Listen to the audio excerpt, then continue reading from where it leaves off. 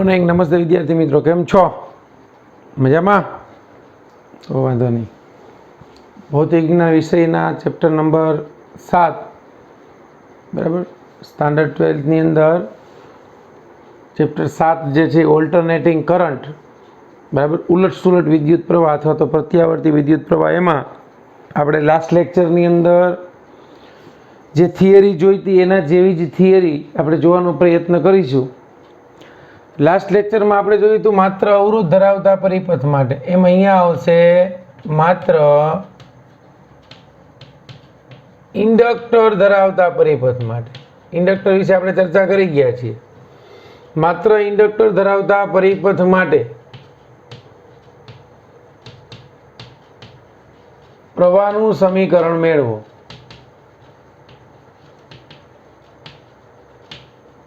આ પ્રવાહનું સમીકરણ મેળવ્યા પછી આપણે V વર્સિસ I નો ગ્રાફ દોરવાનો છે. પછી એનો ફેઝ ડાયાગ્રામ ફેઝર ડાયાગ્રામ દોરવાનો છે. ફેઝર એટલે ઘૂમતો સદિશ, બરાબર. અને સરેરાશ પાવરનું સૂત્ર ધરાવવાનું છે.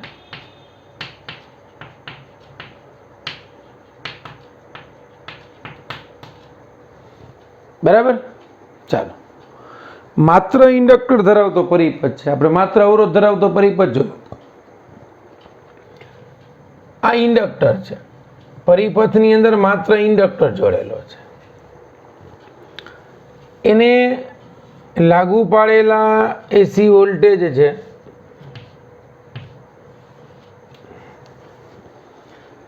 આ વોલ્ટેજ છે એ V = Vm sin omega t છે.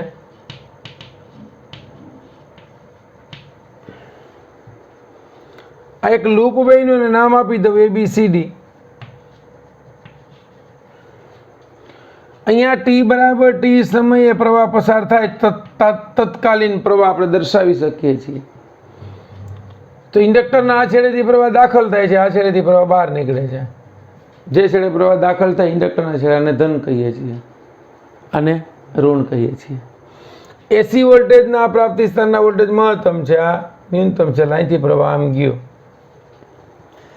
તો અહીંયા આપણે આ ઇન્ડક્ટર છે એનું ઇન્ડક્ટન્સ L છે, જે આપણે સમજી ગયા. આ ઇન્ડક્ટરને લાગુ પાડેલો એસી વોલ્ટેજ એ Vm sin ઓમેગા t છે. તો હવે આપણે કિર્ચોફ સેકન્ડ લો મુજબ, KSL મુજબ લૂપ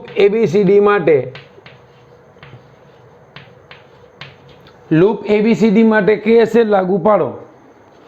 અહીંથી આમ જાઓ પ્રવાહની દિશામાં, અને આ તો તમારે કિર્ચોફનો નિયમ લખો તો આપણે આમ લખી શકીએ છીએ સમેશન એપ્સિલોન t = 0, કે કોઈ પણ બંધ ગાળા માટે એના વિદ્યુત સ્થિતિમાનનો કુલ સરવાળો શૂન્ય હોય છે.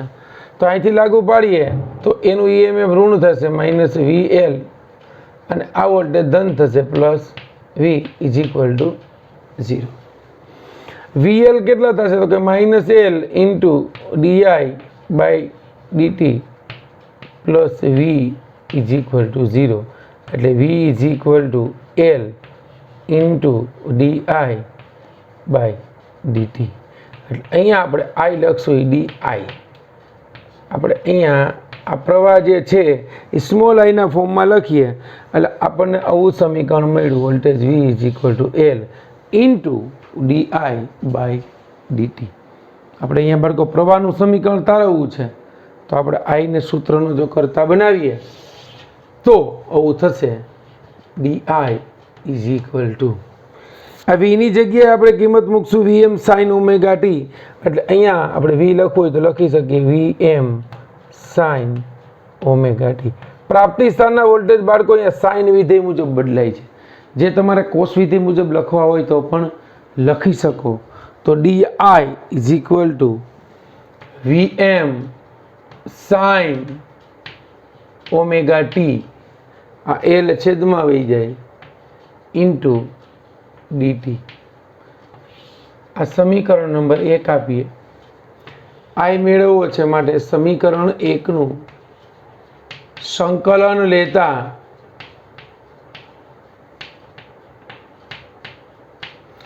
integration of di is equal to integration of Vm by L sin omega t into dt. I is equal to Vm અચળ છે, L અચળ છે, integration of sin omega t into dt. સાઇનનું સંકલન બાળકો થશે I is equal to Vm by L. સાઇનનું સંકલન થશે minus cos omega T એના છેદમાં ઓમેગા. રેડી? તો I is equal to minus Vm ના છેદમાં omega L into cos omega t. આ ઇન્ડક્ટરના પ્રવાહનું સૂત્ર થયું. આ I એ છે ઘટાડો સૂચવે છે. વોલ્ટેજ સાઇન વિધેય મુજબ બદલાય છે, પ્રવાહ કોસ વિધેય મુજબ બદલાય. પરંતુ જો આપણે લખવું હોય તો લખી શકીએ છીએ કે cos omega t is equal to આપણે લખી શકીએ sine pi by 2 minus omega t. આમ લખીએ છીએ. અહીંયા જો ઋણ નિશાની ઉમેરીએ તો આપણે લખી શકીએ કે માઇનસ કોસ ઓમેગા ટી અહીંયા બદલાવી નાખો is equal to sine omega t minus pi by 2. તો માઇનસ કોસ ઓમેગા ટી છે એના બરાબર આ જો આપણે સૂત્ર લખવું હોય તો લખી શકીએ. તો આપણને આઈનું સમીકરણ મળે Vm એના છેદમાં omega L into sine omega t minus pi by 2. આ પ્રવાહનું સમીકરણ થયું. ઇન્ડક્ટર માટે બાળકો ખાસ યાદ રાખજો, ઇન્ડક્ટર માટે પ્રવાહનું સમીકરણ આપણને જે મળ્યું એ મળ્યું Vm by L. I is equal to Vm by L sin omega t minus pi by 2. એટલે I is equal to હું લખું Im sin omega L minus pi by 2.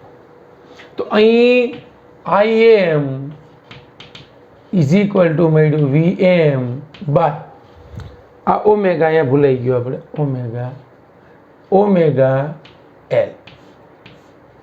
તો આ સમીકરણને Im is equal to Vm by R સાથે જો સરખાવો તો અહીં omega L is equal to inductive reactance કહેવાય. આને શું કહેવાય? Inductive reactance. ઇન્ડક્ટરનો ઇન્ડક્ટિવ રિએક્ટન્સ કે જે ઇન્ડક્ટરમાંથી પસાર થતા પ્રવાહને મેનેજ કરે છે. જેમ અહીંયા અવરોધ માટે આર હતો, એનો અવરોધ એ પ્રવાહનું નિયમન કરતો હતો, એમ ઇન્ડક્ટરમાંથી પસાર થતો પ્રવાહ એક ઇન્ડક્ટિવ રિએક્ટન્સ જે મેનેજ કરે. એટલે omega L is equal two XL લખી શકાય. એક પ્રકારનો અવરોધ જ છે, તો જેનો એકમ ઓહમ છે. XL નો એકમ ઓહમ છે. XL ઇઝ ઇક્વલ ટુ આમાં લખી શકું 2πfL. એટલે જોવા જઈએ તો ઇન્ડક્ટિવ રિએક્ટન્સ આવૃત્તિના સમપ્રમાણમાં, ઇન્ડક્ટિવ રિએક્ટન્સ એના ઇન્ડક્ટન્સના પણ સમપ્રમાણમાં હોય છે. XL આપણને ઓમેગા એલ મળ્યું તો આપણને પ્રવાહનું સમીકરણ જે છે હવે I ઇઝ ઇક્વલ ટુ આપણે એમ લખી શકીએ Vm ના છેદમાં XL sine omega t minus pi by 2. બાળકો આ ઇન્ડક્ટરમાંથી પસાર થતા પ્રવાહનું સમીકરણ આપણને મળી ગયું. ઇન્ડક્ટરમાંથી પસાર થતા પ્રવાહના સમીકરણમાં આજે Im મળ્યો, આ એનો કંપ વિસ્તાર છે. ત્યાં સુધી એ મહત્તમ મૂલ્ય ધારણ કરી શકે. એટલું સમજાણું? કે નહીં? તો અહીંયા ઇન્ડક્ટરમાંથી પસાર થતો પ્રવાહ અને ઇન્ડક્ટરને લાગુ પાડેલા વોલ્ટેજ એ બંનેના સમીકરણ આપણને મળ્યા. આ ઓમેગા ટી પ્લસ અહીં જોવા જાઉં તો 0 છે અને અહીંયા કેટલું છે -π/2. તો આના ઉપરથી કહી શકાય કે અહીં માત્ર ઇન્ડક્ટર ધરાવતા પરિપથ માટે, યાદ રાખજો, માત્ર ઇન્ડક્ટર ધરાવતા પરિપથ માટે, ઇન્ડક્ટર ધરાવતા પરિપથ માટે પ્રવાહ I એ વોલ્ટેજ કરતા પ્રવાહ એ વોલ્ટેજ કરતા કડામાં પ્રવાહ એ વોલ્ટેજ કરતા કડામાં π/2 જેટલો પાછળ હોય છે. π/2 જેટલો અથવા તો 1/4 સાયકલ જેટલો, 1/4 સાયકલ, 1/4 ચક્ર જેટલો પાછળ હોય. એટલે એક અર્ધ ચક્ર, એક ચક્ર આમ પૂરું થતું હોય સાઈન વિધેય મુજબ, તો એટલો પાછળ હોય પ્રવાહ π/2 જેટલો. વોલ્ટેજ અહીંયા હોય ને તો પ્રવાહ અહીંયા હોય, વોલ્ટેજ અહીંયા હોય તો પ્રવાહ અહીંયા હોય, વોલ્ટેજ અહીંયા હોય તો પ્રવાહ અહીંયા હોય, વોલ્ટેજ અહીંયા હોય તો પ્રવાહ અહીંયા હોય, વોલ્ટેજ અહીંયા હોય તો પ્રવાહ અહીંયા હોય. અને ફેઝર ડાયાગ્રામ આપણે સમજીએ છીએ ત્યાં સુધી એટલું જોઈ લ્યો. ખાસ યાદ રાખજો કે માત્ર ઇન્ડક્ટર ધરાવતા પરિપથ માટે પ્રવાહ એ વોલ્ટેજ કરતાં π/2 જેટલો પાછળ હોય છે. એટલે કેટલો પાછળ હોય તો કે 1/4 સાયકલ જેટલો. અથવા મારે એમ કહેવું હોય તો કહી શકું, માત્ર ઇન્ડક્ટર ધરાવતા પરિપથ માટે વોલ્ટેજ એ પ્રવાહ કરતા કડામાં અહીંયા તો π/2 જેટલો પાછળની જગ્યાએ શું આવશે? આગળ.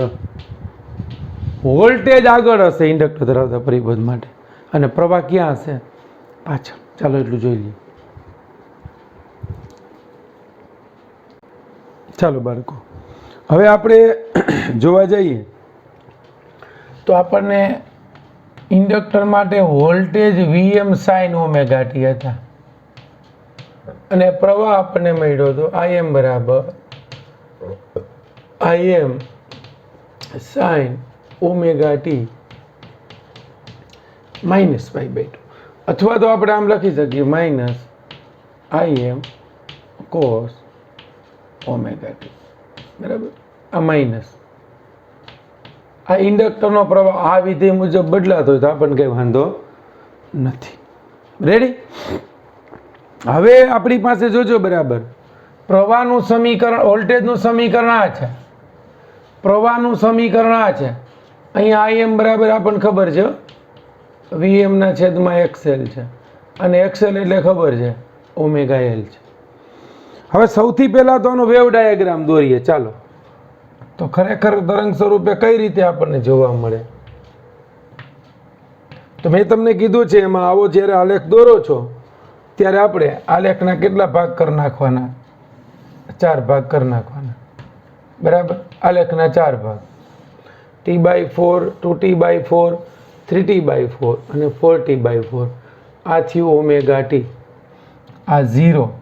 અહીંયા આપણે લેવાના છે વોલ્ટેજ અને પ્રવાહ બે, V અને I.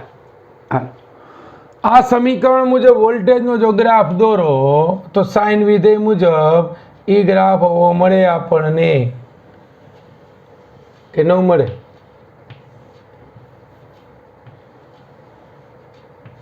હાલો, આ ગ્રાફ આપણને મળી ગયો. અહીંયા જે છે આપણને ખબર છે T/4 સમય છે, અહીંયા 2T/4 સમય છે, અહીંયા 3T/4 સમય છે, અહીંયા T જેટલો સમયગાળો છે. આ theta is equal two omega T છે. ધ્યાન આપજો, ઓમેગા એટલે 2π/T છે અને હું આ T/4 લઉં.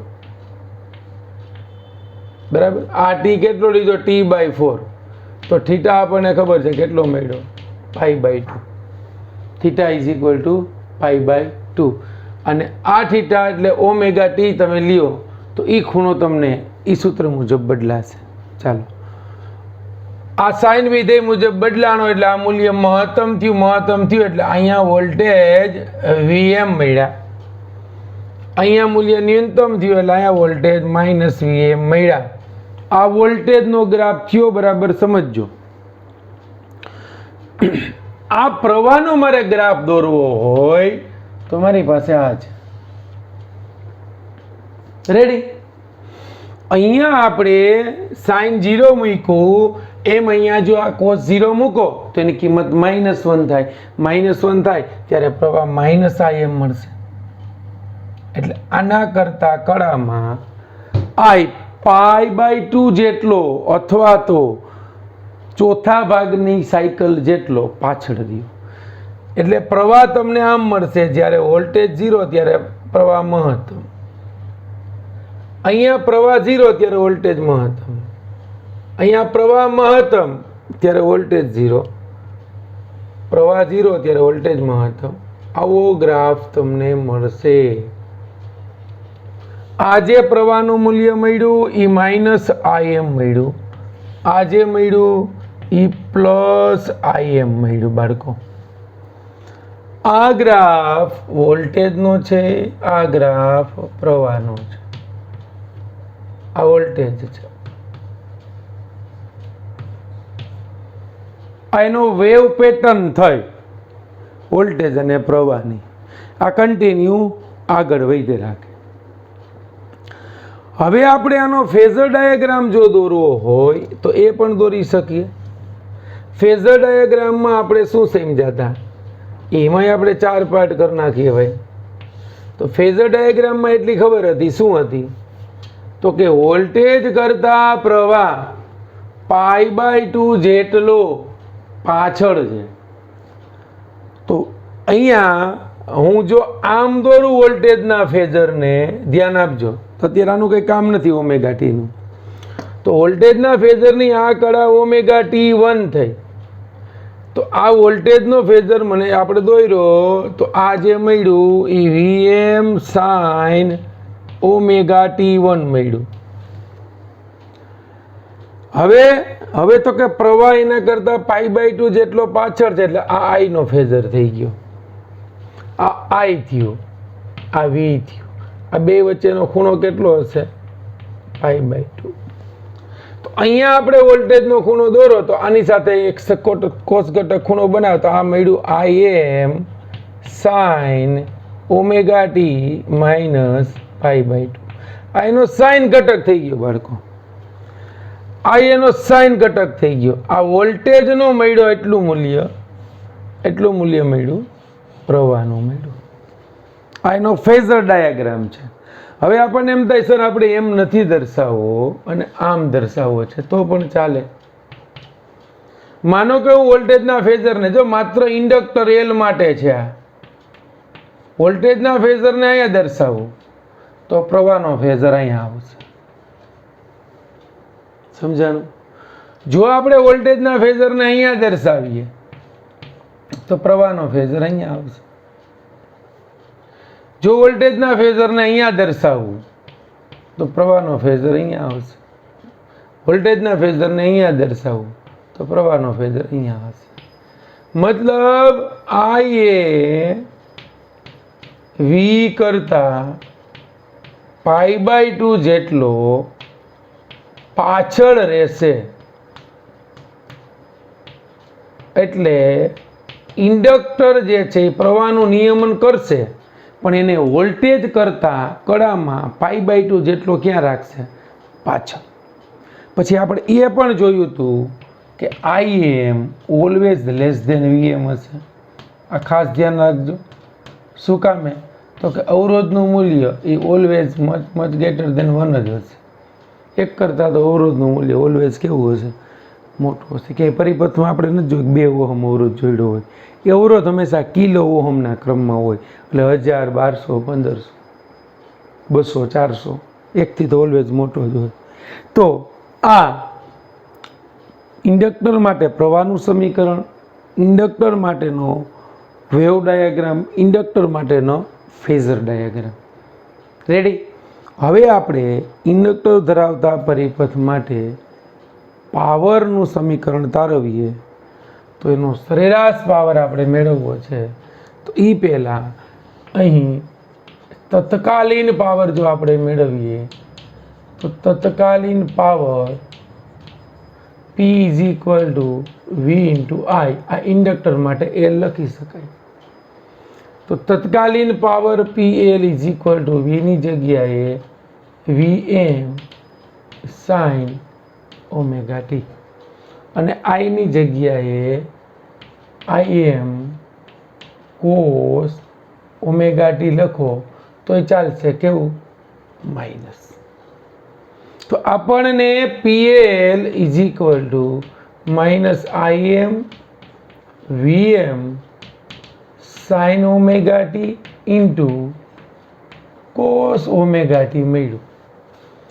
સાઇન અને કોસ એને સરળતા માટે ફેરવવું હોય તો આપણે આમ લખી શકીએ 2 વડે ગુણવું અને 2 વડે ભાગવું, એટલે sine theta into cos theta થયું. આના બરાબર આપણે લખી શકીએ, તમને બધાને મનમાં આવી ગયો છે શું લખાય, આના બરાબર લખી શકીએ સાઇન 2 થીટા. આ જે છે તત્કાલીન પાવર છે. એક આવર્તકાળ પરનું પાવરનું સરેરાશ મૂલ્ય ઇઝ ઇક્વલ ટુ સરેરાશ IM VM by 2 into sine 2 omega t. આ તો અચળ મૂલ્ય છે, એટલે PL is equal to minus IM VM by 2. અહીંયા સાઇન 2 ઓમેગા ટીનું એક આવર્તકાળ પરનું સરેરાશ મૂલ્ય આપણે બાળકો જોઈ ગયા છીએ sine 2 omega t by t. જો આપણે લઈએ એક આવર્તકાળ માટે એ 0 મળશે. માટે ઇન્ડક્ટર માટે સરેરાશ પાવર એ 0 થશે. એટલે ઇન્ડક્ટર ધરાવતા પરિપથ માટે વ્યય પામતા એક ચક્ર દરમિયાન એનો સરેરાશ પાવર જે છે ઇન્ડક્ટર દ્વારા એ 0 મળશે. શું કામે અને કેમ એ આપણે હમણાં સમજવાનો પ્રયત્ન કરીએ. પરંતુ અવરોધ માટે જોયું હતું તો અવરોધ માટે આપણને પાવર કાંઈક મળતો હતો, જ્યારે ઇન્ડક્ટર અને કેપેસિટર માટે અવરોધ જેવું નહીં મળે. કારણ કે ત્યાં તો આપણને જે છે એ પાવર મળ્યો હતો જો અવરોધ માટે, પણ ઇન્ડક્ટર ને કેપેસિટર જે છે એ કંઈક અવરોધ કરતાં અલગ છે. કારણ કે અહીંયા તમે જુઓ ઓમેગા L આવે છે, બરાબર? અવરોધની અંદર ખાલી R જ હોય. તો આ જે કેપેસિટિવ રિએક્ટન્સ આવ્યો એટલે ઇન્ડક્ટિવ રિએક્ટન્સ, એનો અવરોધ લગભગ અવગણ્ય હોય. આનો અવરોધ લગભગ અવગણ્ય હોય છે. એટલે આ એનો ઇન્ડક્ટિવ રિએક્ટન્સ થયો. રેડી? તો ઇન્ડક્ટર માટે પાવર વ્યય હંમેશા 0 હોય છે. બરાબર? ચાલો એટલું જોઈ લ્યો, પછી તમને કાની આગળની જે આમાં થિયરી છે સમજાવું અને પછી એક આપણે ઉદાહરણ છે એનું ગણીએ. ચાલો હવે આપણે ઇન્ડક્ટરમાં સરેરાશ પાવર વ્યય 0 કેમ થાય છે જોઈએ. V બરાબર VM સાઇન ઓમેગા ટી. બરાબર? સૂત્ર તો બધા પાછા લખવા જ પડે. I બરાબર IM, આ સૂત્ર આપણે આમ લખીએ sign omega t minus I/2 અથવા તો minus IM cos omega T. Right? હવે આપણને જે બીજી બુકમાં આકૃતિ આપી છે એમાં ધ્યાન આપજો બરાબર. એમાં આપણને એમ કીધું છે કે આ એક ઇન્ડક્ટર છે.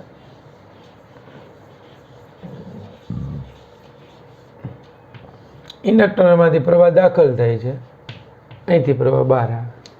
બરાબર? ધ્યાન આપજો. હવે અહીંયા વોલ્ટેજ આ સૂત્ર મુજબ બદલાય છે. જો એમાં તમને વોલ્ટેજ કોસ વિધેય મુજબ આપ્યા છે, આપણે સાઇન વિધેય મુજબ જ જોઈએ. ચાલો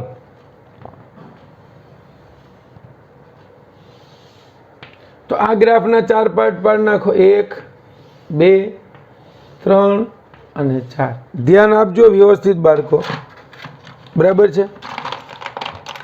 ચાલો, આ ગ્રાફ હું દોરું છું એ વોલ્ટેજનો છે, બરાબર સમજજો. આ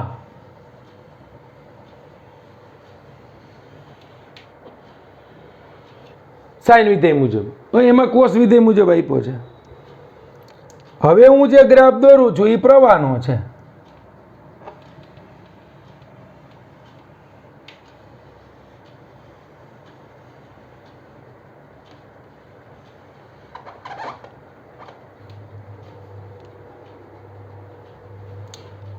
આ વોલ્ટેજનું મૂલ્ય Vm છે, આ પ્રવાહનું મૂલ્ય Im છે.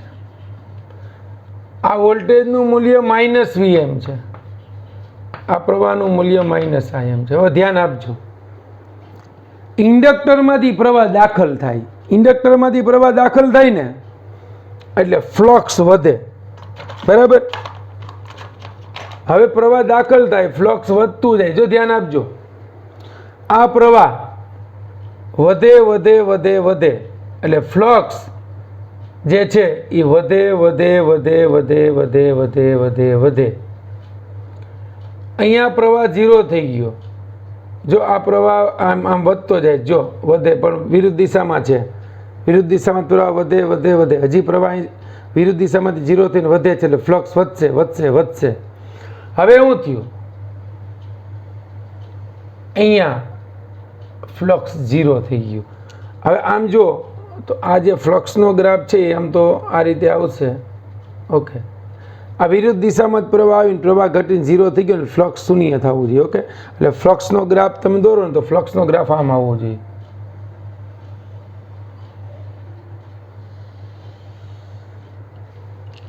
બરાબર. ચાલો, ઈએમએફનો ગ્રાફ છે એ સાઇન વિધેય મુજબ છે, એટલે આનું વિકલન કરો તો ફ્લક્સ જે છે એ કોસ વિધેય મુજબ બદલાવવું જોઈએ, એટલે કોસ વિધેયનું મહત્તમ મૂલ્ય થયું. ઓકે, તો આ ગ્રાફ જે છે એ ફ્લક્સનો થયો, બરાબર. પ્રવાહ મહત્તમ, ફ્લક્સ મહત્તમ, પ્રવાહ 0 ફ્લક્સ 0, પ્રવાહ મહત્તમ ફ્લક્સ મહત્તમ, પ્રવાહ 0 ફ્લક્સ 0. ઓકે, હવે જેમ જેમ પ્રવાહ વધે એમ ફ્લક્સ વધે, ફ્લક્સ વધે ને એમ અહીંયા ઇન્ડક્ટરના પાવરનું સૂત્ર આપણે જોઈ ગયા, P = -Im Vm/2 × sin 2ωt છે. ધ્યાન આપજો. તો થશે શું, જો આ વોલ્ટેજનો ગ્રાફ છે, આ પ્રવાહનો ગ્રાફ છે, અને આ જે છે એનું ફ્લક્સ ફાઈ છે. અહીંયા જુઓ તો પાવર મતલબ વોલ્ટેજ ધન છે, પ્રવાહ ઋણ છે, એટલે આનો પાવર વ્યય ઋણ હશે, એટલે આમ ગ્રાફ આવશે.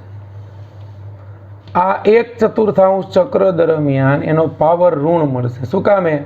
V અને I નો ગુણાકાર ઋણ થશે. V ધન છે. આવું જ્યારે થાય, જ્યારે ઋણ આવે ત્યારે એ સોર્સમાંથી ઉર્જા જે છે, બરાબર સમજો, એ મેળવે છે. એસી વોલ્ટેજ પ્રાપ્તિ સ્થાન જોડેલો હોય ઇન્ડક્ટર, એમાંથી ઉર્જા મેળવે છે.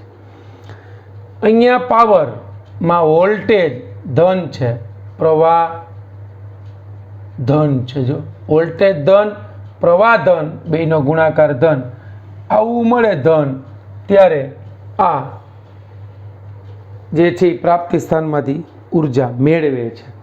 અહીંયા શું કરે છે, આ ઋણ હોય ત્યારે એ મેળવે, અને ધન હોય ત્યારે ગુમાવે. હવે તમને એમ થાય પાવર અને આનો ગુણાકાર ઋણ કેમ આવ્યો? જો અહીંયા Im ઋણ છે, ધારો કે -10 છે, તો આ 0 છે, એટલે 0 થયું, તો કે અહીંયા 0 થયું.